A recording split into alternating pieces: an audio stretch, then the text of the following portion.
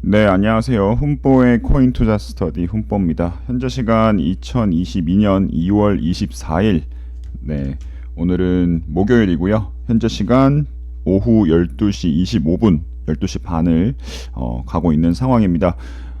우선은 영상 시작 전에 구독과 좋아요 부탁드리겠습니다. 제가 코인 투자를 하면서 공부하는 내용, 그리고 보는 관점들, 그리고 전문가들의 의견, 뉴스 등등 정리되면 항상 공유드리고 의견 나누는 컨텐츠들 만들고 있습니다. 네, 제가 영상을 또 굉장히 오랜만에 올리는데요. 사실 최근에 반등세가 좀 이어지면서 코인을 별로 신경 안 쓰고 좀 있었다가 최근에 또 이제 우크라이나와 러시아 이슈가 터지면서 또다시 약간 하락 추세가 보이다가 오늘 또 크게 한번 또 조정을 주길래 영상을 또 한번 켜봤습니다. 우선은 비트코인 현재 상황부터 좀 보고 갈게요. 1시간 봉이고 4시간 봉으로 봐도 지금 굉장히 큰 패닉셀이 나온 걸 알 수 있습니다. 지금 패닉셀이 나온 이유는요, 이것 때문이죠. 푸틴 우크라이나 내 군사 작전 선포. 네, 요 기사가 갑자기 뜨면서 이 소식이 전해지면서 비트코인이 지금 이거 1분봉인데요. 1분봉 기준으로 원래도 이제 지난 새벽에 좀 조정을 주다가 또 갑자기 급락하는 모습을 또 보이고 있습니다. 지금 페넥셀까지 좀 터진 모습을 보이고 있고, 그런데 또 이런 기사가 또 떴죠. 푸틴 우크라이나 점령할 계획이 없다. 지금 군사 작전을 하는 것은 전쟁이 아니라 돈바스 지역을 수호하기 위한 작전일 뿐이고 우크라이나를 점령하기 위한 작전이 아니다 라고 언론에 보도가 되면서 지금 이제 페닉셀과 어떤 하락 추세는 또 잠깐 멈추고 이제 또 횡보하고 살짝 반등까지 하려는 모습을 보여주고 있습니다. 여러분, 이걸 보시면은 지금 언론에서 워낙에 러시아 이슈에 대해서 즉각적으로 실시간으로 반응을 하고 있고 과하게 좀 기사를 내다 보니까 시장이 그때그때 반응을 하는 것 같아요. 그때그때 반응을 하는 것 같은데, 우선은 차트적으로 봤을 때는 이미 차트의 추세선은 다 깨진 상태는 맞습니다. 지금 제가 4시간 봉으로 한번 볼게요. 4시간 봉으로 이제 캡처를 해서 좀 보면, 지금 제가 선을 몇 개 그어놨는데요. 지금 이 하락 추세선을 사실은 최근에 이제 뚫고, 최근에 있었던 이 하락 추세선을 뚫고 이렇게 올라가는 모습을 보이길래 제가 좀 안심을 했었습니다. 우선 단기적으로는 좀 안심을 했었는데 그래서 이 추세선을 제가 또 그어놨죠. 이 추세선 따라 가면은 좋겠다 라고 생각을 했고, 하지만 역시나 쉽게 주지 않습니다. 쉽게 주지 않고 지금 이 이슈들이 이제 터지면서 이렇게 계속해서 떨어지는 모습 보이고 있는데요.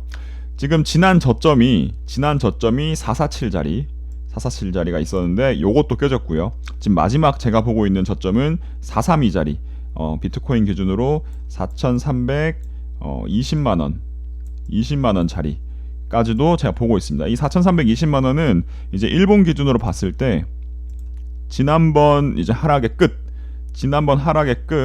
끝자락, 지금 요 지점이죠. 지난번 하락의 끝자락이 요 지점이었는데, 요 지점을 지금 저는 하락의 끝으로 우선 보고 있고, 지금 제가 생각하는 시나리오는 그렇습니다. 지금 제가 생각하는 시나리오는 비트코인의 시장이 죽지 않았다면 어떤 반전 시나리오가 있을 것인가. 지금 러시아와 우크라이나 사태로 인해서 계속해서 지금 이렇게 떨어지고 있는데, 하락을 주고 있는데, 지금 저희한테 있는 이슈가 두 가지가 있죠. 첫 번째는 이 러시아 러우 이슈가 있고, 두 번째는 이제 금리 인상 이슈가 있습니다.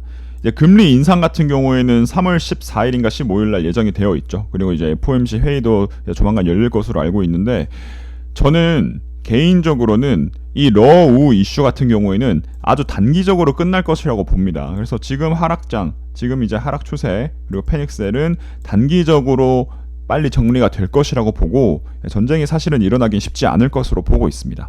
자, 그러면 어떤 시나리오가 써질 것인가?